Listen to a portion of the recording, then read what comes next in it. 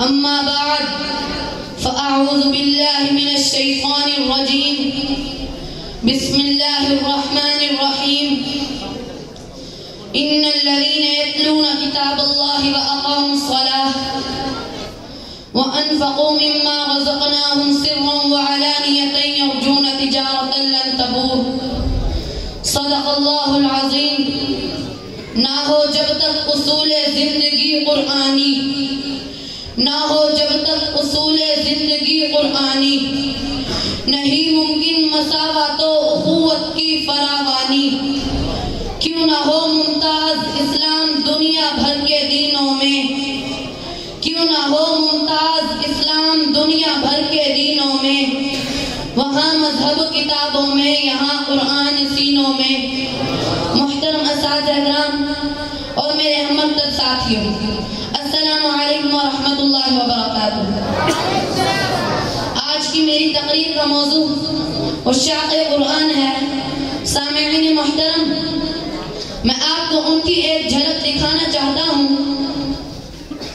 کہ جن کی زبانیں قرآن کی تلاوت سے تر رہتی تھی، کہ جن کے دلوں کی غذا تلاوت تھی، کہ جنہیں تلاوت قرآن کے بغیر سکون نہیں ملتا تھا، جو صحیح معنوں میں قرآن کے سچے عاشق تھے۔ آج کا مسلمان جو داؤ و ارباب کا عادی ہو چکا ہے، جن کے شب و روز رقص و سرور اور ڈھول ڈھمکے میں بسر ہوتے ہیں، ان بگڑے ہوئے مسلمانوں کو کیسے یقین آئے گا کہ ان کے اسلاف میں ایسے لوگ بھی تھے کہ جن کے شب و روز کا سب سے بڑا مشغلہ قرآن ہی کی تلاوت تھا۔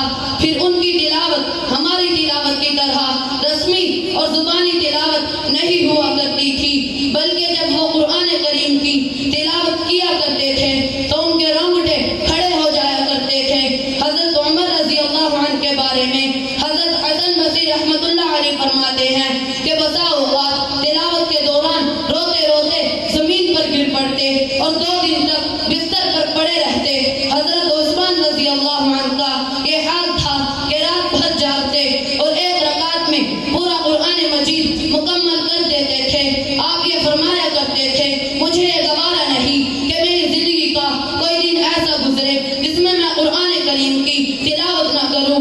اللہ تعالیٰ نے ان کے اس سچے جذبے کی اس طرح قدر کی کہ جب ظالم دشمن نے ان پر وار کیا تو اس وقت بھی قرآن کریم آپ کے سامنے کھلا ہوا تھا اور خون کا پہلا قطرہ اس آیت پر گرتا ہے، فَسَيَكْفِيكَهُمُ اللَّهُ وَهُوَ السَّمِيعُ الْعَلِيمُ۔ واہ قرآن کے سچے عاشق، تیرے عشق اور تیری خوش قسمتی پر قربان جاؤں کہ ساری زندگی قرآن کو دیکھے بغیر تیری آنکھیں سیر نہ ہوتی تھی اور قرآن کی تلاوت کے بغیر تیری زبان پیاسی رہتی تھی۔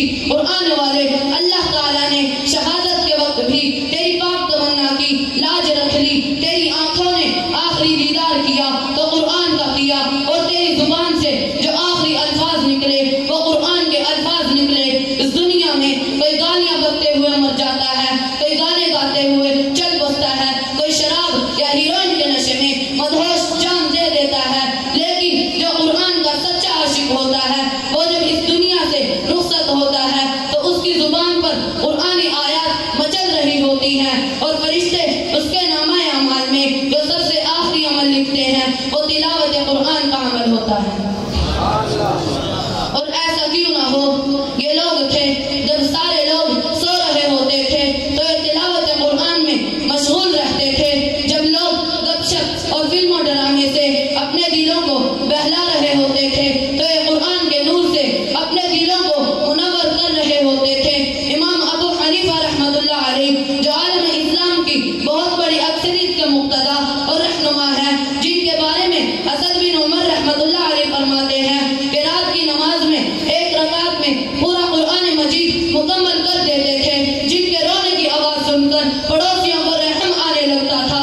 دوسری روایت میں یہ بھی ہے کہ جس مقام پر انہوں نے وفات پائی اس مقام پر 7000 قرآن مجید مکمل کیے۔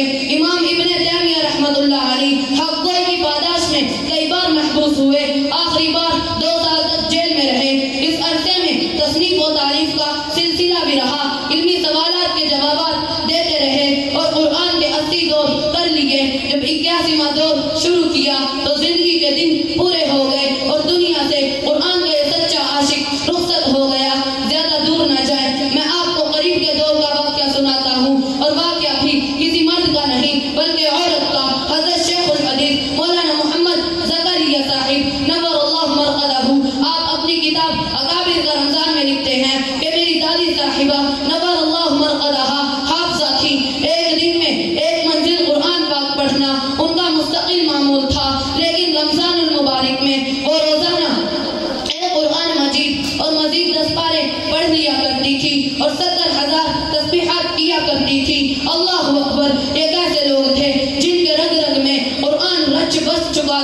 مرد تو مرد عورتوں کا یہ حال تھا کہ ایک دن میں 40 پاروں کی تلاوت ہم میں سے بہت سے ایسے بد نصیب ہوں گے جن کو پورے سال میں بھی 40 پارے پڑھنے کی توفیق نہ ملتی ہوگی.